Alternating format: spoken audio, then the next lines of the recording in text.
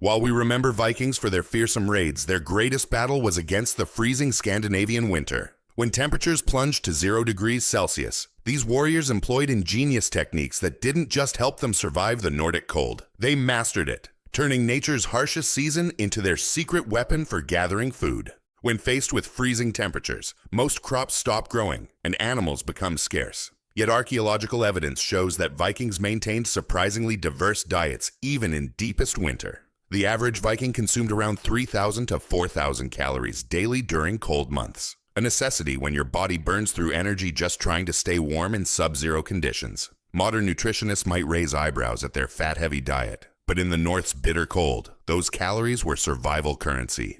Let's start with one of their most impressive winter food sources, the sea. While most cultures throughout history avoided winter fishing, considering it too dangerous, Vikings embraced it with characteristic boldness. Ice fishing became a crucial winter activity, with specialized tools designed for the unique challenges of frozen waters. The Vikings' ice auger, called a nábr in Old Norse, could bore through ice up to 3 feet thick. Unlike modern ice augers with their spiral design, the Viking version was essentially a massive iron chisel attached to a wooden handle. What it lacked in efficiency it made up for in durability. These tools rarely broke, even in the most challenging conditions. Plus, they didn't need to worry about running out of gas in the middle of nowhere. They didn't just randomly drill holes either. Viking fishermen carefully selected spots based on underwater geography, targeting areas where fish naturally congregate during winter months. They knew that fish tend to cluster in deeper pools when temperatures drop, becoming surprisingly active despite the cold water above. In fact, many species remain at about 70% of their normal activity level even when ice covers the surface.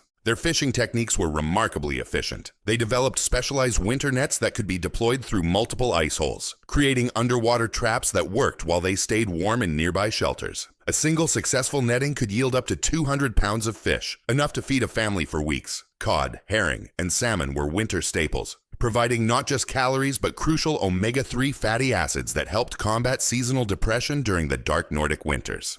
Speaking of dark, imagine fishing when you only have 4 to 6 hours of daylight. Vikings maximized these precious hours by preparing everything before dawn and continuing to work in the dim twilight hours. They even developed specialized ice lanterns made from hollowed-out turnips with fish oil wicks that could burn for hours in the wind, extending their productive time beyond natural daylight. But here's something truly fascinating. Vikings didn't just tolerate the cold, they used it as a natural preservation method. While we rushed to get our fish into refrigerators, Vikings deliberately left their catch exposed to freezing temperatures, creating naturally frozen fish that could last for months. They would stack these frozen fish like cordwood next to their homes, creating what was essentially a natural freezer that required zero energy input. This technique, called hjell in Old Norse, allowed them to preserve hundreds of pounds of fish with minimal effort. The preservation didn't stop with freezing. Vikings were masters of fermentation long before it became trendy in modern health food stores. One of their most distinctive foods was surströmming, fermented herring that developed a powerful aroma most modern people would find overwhelming. They would bury fish in pine barrels with just enough salt to slow decay without stopping it completely, allowing beneficial bacteria to transform the fish's chemical composition. The fermentation process not only preserved the fish but actually increased certain nutrient levels, particularly B vitamins. Today's nutritionists recognize fermented foods as probiotic powerhouses, but Vikings were reaping these benefits 1,000 years ago. Another remarkable preservation technique was gravlax, literally buried salmon. Vikings would dig trenches in the cold ground, line them with pine needles, and layer fresh salmon with salt, sugar, and dill. The fish would undergo a curing process that transformed it into a delicacy that could last for months. Archaeological evidence shows these burial pits strategically placed in shaded areas where temperatures remained consistently cool. Smoking was perhaps their most versatile preservation method. Viking longhouses were specifically designed with smoke vents that allowed food hanging from rafters to be gradually preserved by the rising smoke from central hearths. This wasn't just convenient, it was ingeniously efficient, using smoke that would have been produced for heating anyway. A well-smoked piece of meat could last up to a year without spoiling. Vikings constructed special smoking chambers with controlled ventilation that allowed them to smoke foods at specific temperatures for specific durations. Different woods were chosen for their flavor profiles, juniper and birch being particularly prized for their aromatic qualities.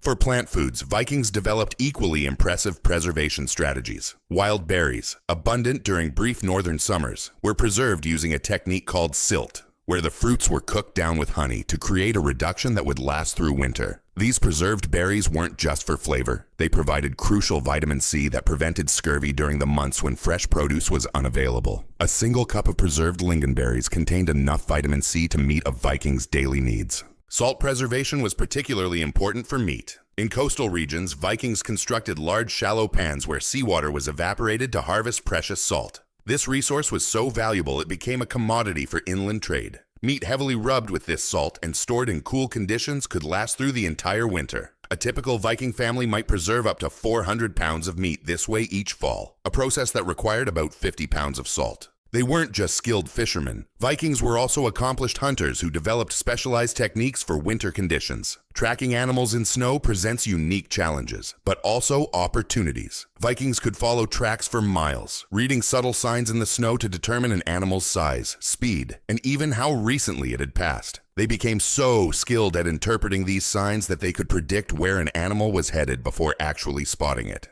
Moose and reindeer were prized winter catches, with a single adult moose providing up to 500 pounds of meat, enough to feed a Viking family for months. These weren't easy hunts, especially in winter conditions. Vikings would sometimes spend days tracking a single animal through snow-covered forests, carrying only the essentials for survival. Their hunting weapons show remarkable adaptation to winter conditions. Traditional wooden bows become brittle in cold temperatures, so Vikings developed composite bows using horn, sinew, and wood that maintained flexibility even in freezing weather. Their arrows featured broader heads for winter hunting, creating larger wound channels that ensured animals bled out quickly in cold conditions where blood coagulates faster. Vikings didn't waste any part of their kills, a practice born of necessity but also respect for the animals that sustained them. Meat was the obvious prize, but hides became essential winter clothing, bones transformed into tools, and even intestines found uses as waterproof containers. Most impressively, they mastered the extraction of bone marrow, which provided concentrated fat and calories critical for winter survival.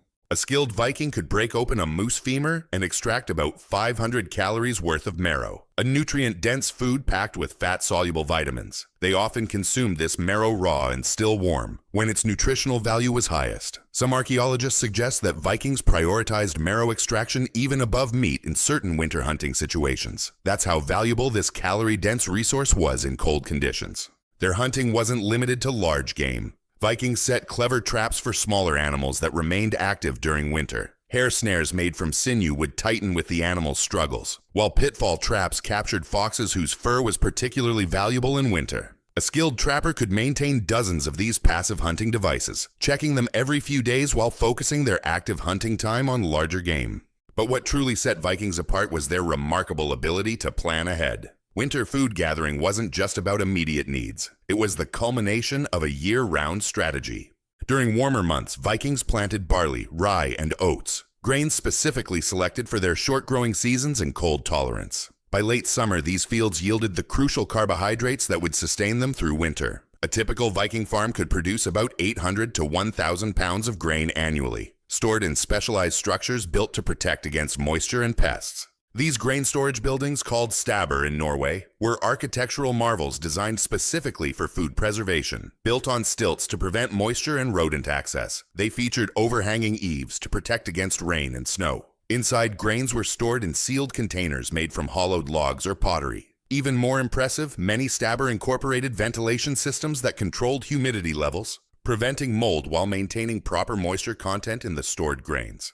The Vikings also mastered the art of grain fermentation, creating a sour porridge called sauergrøt that could last for weeks without spoiling. This fermentation process broke down phytic acid in the grains, making minerals more bioavailable, something modern nutritional science has only recently confirmed. Analysis of preserved Viking food vessels shows evidence of these fermented grain preparations, with distinct bacterial signatures still identifiable after a millennium. The iconic Viking longhouse wasn't just architectural preference, it was a brilliant winter survival adaptation. The central hearth provided heat, while the pitched roof collected smoke, slowly drying and preserving meat and fish hung from the rafters. Visit a reconstructed Viking farm today, and you'll notice how ceiling beams are blackened with smoke. Not poor housekeeping, but deliberate design that turned their living space into a food preservation system.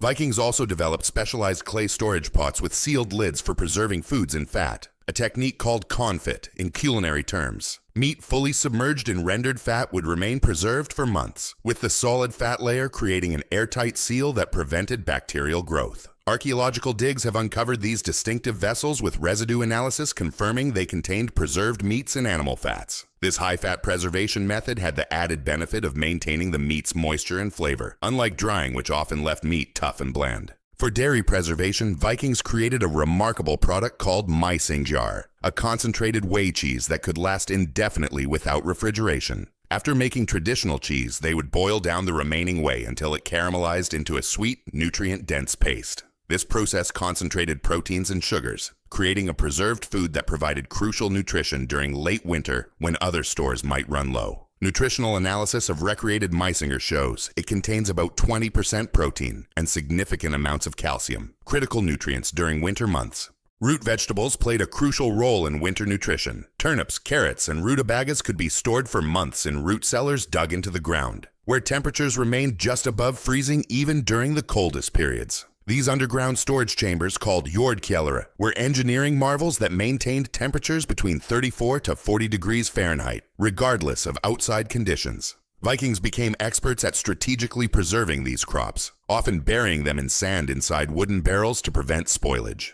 The sand storage technique wasn't just a simple burial, it was a sophisticated preservation system. By carefully layering vegetables in clean, slightly damp sand, Vikings created microenvironments that inhibited bacterial growth while preventing the vegetables from drying out. They discovered that different vegetables required different storage conditions. Carrots needed slightly more moisture, while onions required drier conditions. Archaeological excavations have uncovered these storage barrels with distinct layers still visible after centuries. Vikings also preserved vegetables through lactofermentation, creating what we might now recognize as sauerkraut and pickles. Cabbage, turnips, and other vegetables were shredded, salted, and packed into wooden barrels where beneficial bacteria created lactic acid, a natural preservative. These fermented vegetables could last through the entire winter, providing not just sustenance but crucial vitamin C. Modern analysis shows that these fermented vegetables actually increased in certain nutrients during the fermentation process, particularly B vitamins.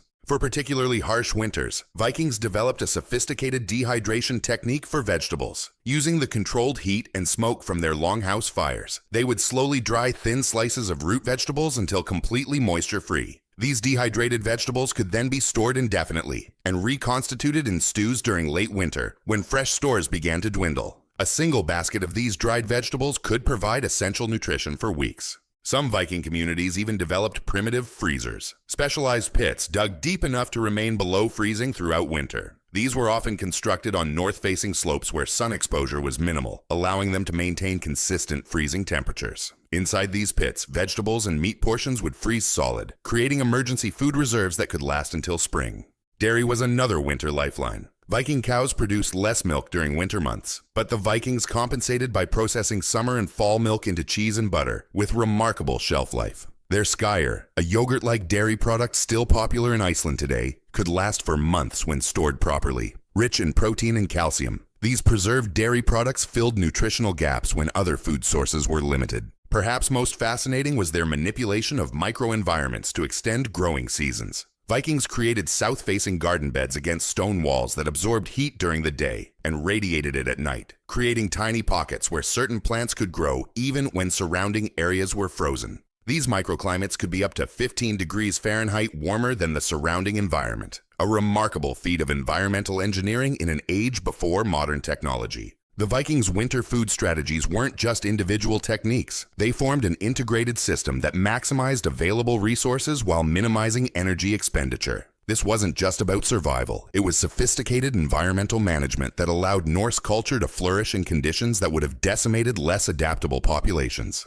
Social organization played a crucial role too. Unlike more individualistic modern societies, Vikings shared winter resources through complex social networks. The concept of hreppur, a communal support system, ensured that even if one family's winter stores ran low, they wouldn't starve. Archaeological evidence shows that larger Viking settlements maintained communal storehouses where food was pooled and distributed according to need during the harshest months. When food preservation efforts weren't enough, Vikings turned to trade. Winter was actually the ideal season for overland trade, as frozen rivers and marshes became natural highways for sleds loaded with goods. Archaeological evidence shows that Vikings traded smoked meat, preserved fish, and furs for grains and other storable goods from more temperate regions. Analysis of Viking settlements reveals imported wheat found alongside local rye and barley, showing the effectiveness of these winter trade networks. The Vikings' relationship with winter food wasn't just practical. It was deeply interwoven with their spiritual beliefs. Midwinter feasting wasn't merely celebration. It was religious observance. The festival of hjell, the origin of our word Yule, featured ritualized consumption of specific foods believed to honor the gods and ensure continued abundance. Even their preservation techniques had spiritual dimensions, with certain methods believed to infuse food with specific properties. What's particularly intriguing is how these ancient techniques compare with our modern approaches. While we rely on energy-intensive refrigeration and global supply chains, Vikings maintained food security through systems that required minimal external inputs. Their winter food strategies were remarkably sustainable, with carbon footprints tiny fractions of our modern food systems. Each Viking consumed about 500 kilograms of food annually, with roughly 90% coming from within a 20-mile radius of their settlement. Even their cooking methods maximized limited winter resources. The stone boiling technique, where heated rocks were placed directly into cooking vessels, used significantly less firewood than maintaining a constant cooking fire. Stews and porridges became winter staples, not just for their warming properties, but because these one-pot meals were fuel efficient and could transform tough, preserved ingredients into palatable meals. So next time you grab something from your refrigerator without a second thought, consider the Vikings who mastered winter food challenges through innovation, planning, and deep environmental knowledge.